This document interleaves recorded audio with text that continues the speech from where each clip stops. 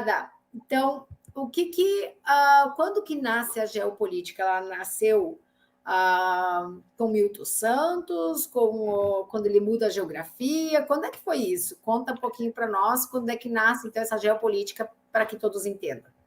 Então, gente, essa questão de geopolítica toda nasce, podemos começar no nível micro, pequeno.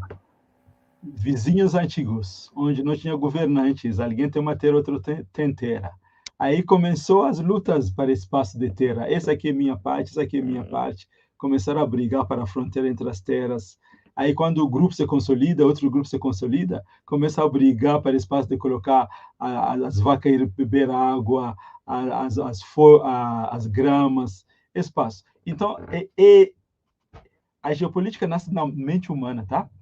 Essa mente humana, pouco desenvolvida, totalmente egoísta, quer sempre se precaver, quer assegurar sua existência. E então, quer ter o máximo de espaço para ele, o máximo de bem para ela, o máximo de tudo para ela. E se para isso ele vai matar o vizinho, às vezes eles fazem. Eles não têm, como se diz, eles não têm medo, o pena, né? De eliminar os inimigos, que os seus chamados inimigos, na verdade, são aqueles que estão impedindo essa apropriação das coisas. Esse foi muito tempo antes. Mas agora, com a formação de nações, de impérios e tudo, aí começou a geopolítica numa grande escala, onde virou uma luta, na verdade, entre essas organizações para um ocupar o espaço do outro. E no sentido, né? E no sentido, podemos ver na história da humanidade. Eu acho que vocês entenderam quando eu falei que a geopolítica depende da mente humana, é para dizer que a natureza da cultura na mente humana, a natureza da escala evolutiva, moral, emocional, mental, espiritual, influencia nas relações humanas. Quando essa escala é elevada, a geopolítica é outra.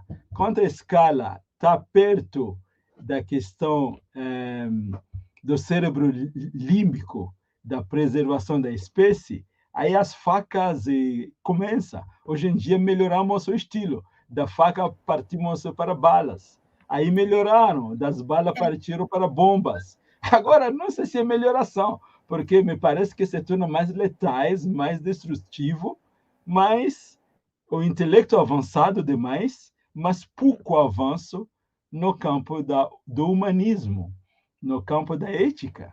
Porque o humano é aquela pessoa que, antes de fazer algo, vai pensar na propriedade e impropriedade da mesma, em qual forma, como Sócrates não Sócrates, mas o Aristóteles, ele coloca, né, que a ética é a arte de garantir o bem coletivo.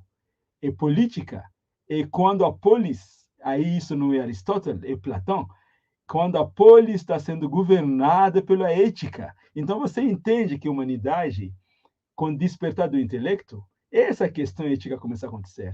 E isso, infelizmente, não ficou estabelecido no planeta Terra. E, portanto, o tipo de geopolítica que tem no planeta Terra ainda, desde as antiguidades até hoje, é bárbara. Dada, dá para dizer, como a gente já é comprovado que a gente provém, né, foi com a evolução, com o darwinismo, né, nossos ancestrais, eles estavam muito com o cérebro muito límbico, muito ligado ao instinto animal ainda. Então, o que o animal faz? Por exemplo, se a gente observar um cachorro, coisa assim, eles comem e eles escondem, né? Escondem o osso, escondem não sei o que para comer depois, né? Então, essa questão de... E quando eles têm uma presa, mata o outro porque eles querem comer. Então, é a satisfação do desejo, porque o maior desejo deles, a maior satisfação é o comer, porque o animal é comer, dormir, né? Beber. E aí, quando o ser humano ainda está num estágio muito próximo, o cérebro rudimentar ainda, né? Vinculado a essa ancestralidade, ele não ultrapassou isso, não percebeu que a felicidade está além do ter, né? E não é mais só a satisfação do desejo comer, mas agora ele passa um pouquinho mais de saber que eu tenho. Mas para que esse saber que eu tenho? Para comer? Para quê? Então, é esse ter para mim. É como o cachorro que guarda o osso para depois. nós seres humanos ali, com esse mesmo vínculo, guardar para depois. Então, para perceber que o nosso cérebro realmente ainda está muito rudimentar. Então, a nossa geopolítica, o nosso geossentimento, está vindo justamente nesse sentido. Eu vou brigar com o meu vizinho porque eu quero a minha cerca um pouquinho mais para a direita, porque eu quero ter mais, quero posse, porque isso me dá a sensação de poder, que isso me dá a certeza de que amanhã eu vou ter alguma coisa. Aí, então, isso é o vizinho. O Estado quer ser melhor que o outro. O país quer dominar, porque ele dominando tem mais respeito. Então, isso, quando a gente começa a ter essa visão, a gente percebe que, na verdade, o reflexo de um país ou de um planeta nada mais é do que o nosso reflexo. A gente não pode culpar políticos, a gente não pode culpar o vizinho, não. Vamos nos culpar, porque como estamos agindo, como eu estou me portando nesse meio que a gente está aí. A gente percebeu que tudo é questão do autodesenvolvimento. Então, o que eu estou fazendo com o meu autodesenvolvimento? Será que eu estou acompanhando realmente para fazer mudar esse sentimento ou eu ainda cultuo o ter para amanhã, né? Exatamente. Então, não é difícil a gente ver que a gente realmente ainda é muito apegado. E não adianta a gente culpar. Então, eu vejo, assim, situações que as pessoas culpam muito. Fulano ou Beltrano ou Ciclano terceiriza a culpa. E nunca se coloca na situação de autor ou de colaborar para que a coisa muda. Tipo assim, não, eu também vou, a não ser criticar e fazer alguma coisa, né? Mas não é o criticar. É você realmente se engajar em algum movimento que ajuda, ajuda as pessoas que estão precisando, ou ter novas ideias de organização para que o sistema modifique. Então, eu acho que a gente pode ajudar de várias maneiras, né? Cada um dentro do seu ramo, e começar a modificar. Tem que começar analisando pela própria casinha, a casa interna, depois a casa da gente, porque a gente tem muita coisa para modificar, né? Como é que estão os apegos aí, para depois a gente querer extrapolar, porque enquanto a gente não organizou aqui dentro, né, Dada? Eu acho que fica difícil a gente pensar em querer essa geopolítica para um pouco mais longe, né? Não, que aí o essencial, né, que nosso povo tem que entender quando fala de geopolítica, né, é que realmente é resultado da cultura planetária. Isso. Mas muitas pessoas são resolvidas dentro, menos calamidades vamos ter no Não vai ter nível guerra mais, né, Dada? Quando eu coletivo. resolvi aqui, eu paro de Sim, brigar. E vou sim. sentar e vou conversar. Escuta, eu estou comendo, você está servido? Você também quer um pouquinho? O meu vizinho, né? Que tal a gente fazer junto, tal coisa? Então, quando a gente está bem resolvido, quando a gente já melhorou, a gente consegue manter um diálogo. E Aí as guerras acabam. essa pergunta que você está fazendo serve também para nações. Não é só para os indivíduos. Não é a questão moral do indivíduo per se, mas o reflexo da sua cultura interna na sua relação com o coletivo, inclusive países, né? É isso mesmo. Aí vocês vão ver, gente, que essa questão geopolítica é muito antiga, gente. Ela é muito antiga. Você encontra ela nos impérios da China, né? A relação como a China se formou, as guerras que fizeram para criar aquele grande estado. Na Índia, a civilização egipciana, sua relação com ela mesma e sua relação com os vizinhos, né? A Grécia, os gregos que aprenderam da China, né? O Oriente Médio, a Mesopotâmia, né? O Império Otomano que estava ali, a Pérsia, o mongol que tentou inclusive chegar até a Espanha, né? Vocês vão ver que em tudo isso aí era tudo interesse. Mas quem resistiu, que conseguiu criar uma identidade, são aqueles impérios que conseguiram desenvolver bem o que nós chamamos de Tantra, uma cultura interna que salvaguardou, né, o país como um todo. Aí vocês vão ver, por exemplo, o Império Egipciano se desmoronou por falta de um dinamismo interno, né? E também por uma extroversão muito grande. A religião deles, que era o centro do império, houve uma extroversão muito grande que caiu nos ataques em primeira fase, foi a questão do metropole, várias culturas vindo, foram perdendo sua raiz, sua identidade, e finalmente veio os muçulmanos golpear um golpe morto à civilização egipciana.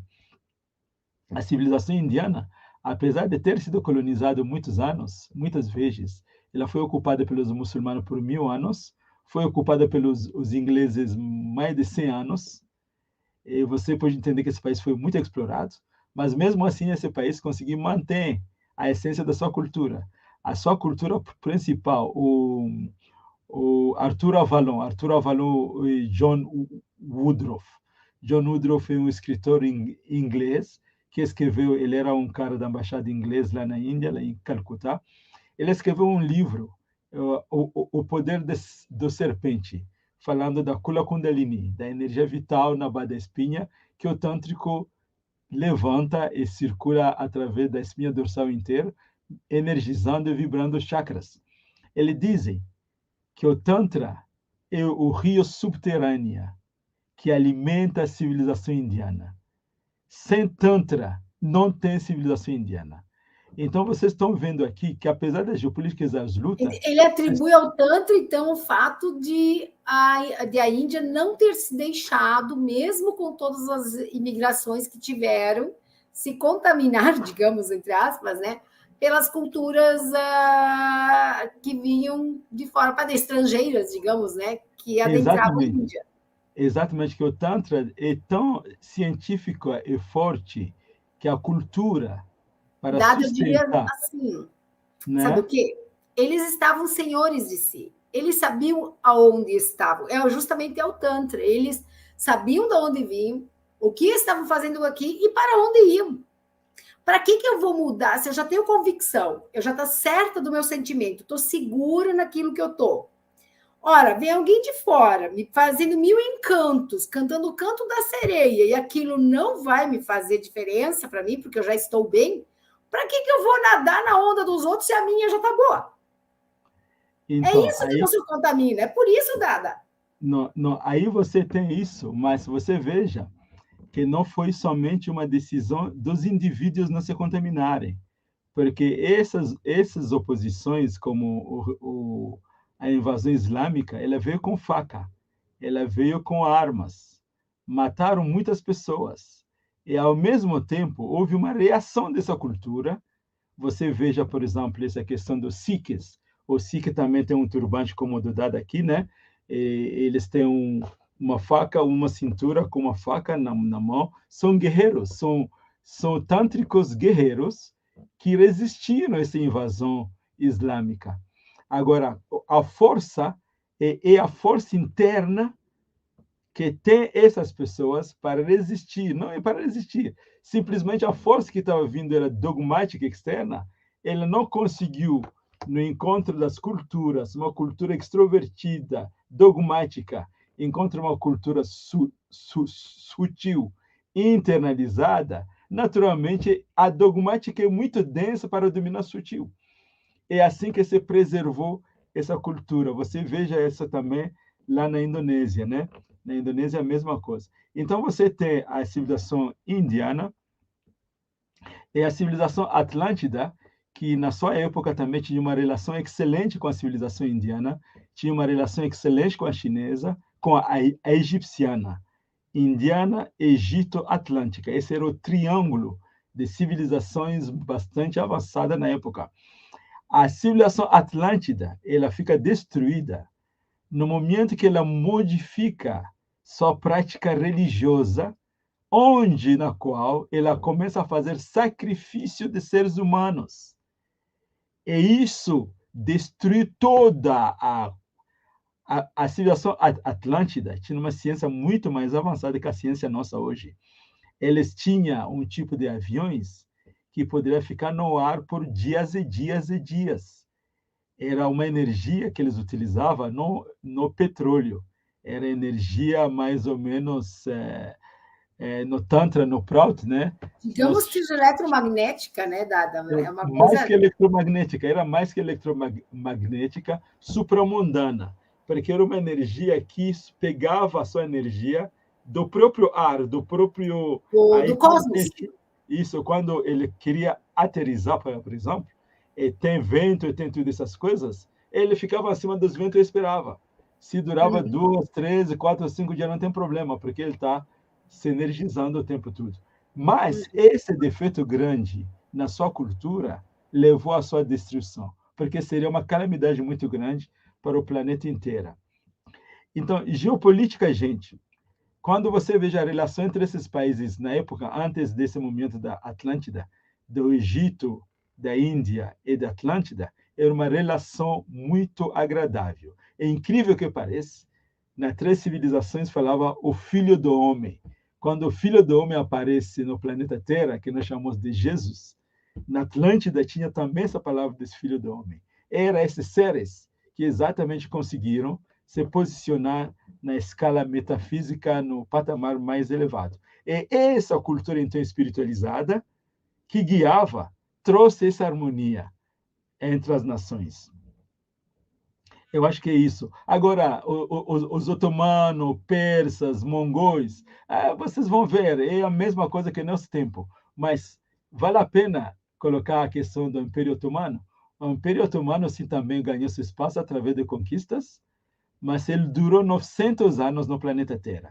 600 anos do Império Otomano e 300 anos de Seljuk, que era o mesmo império que durou quase 900 juntos.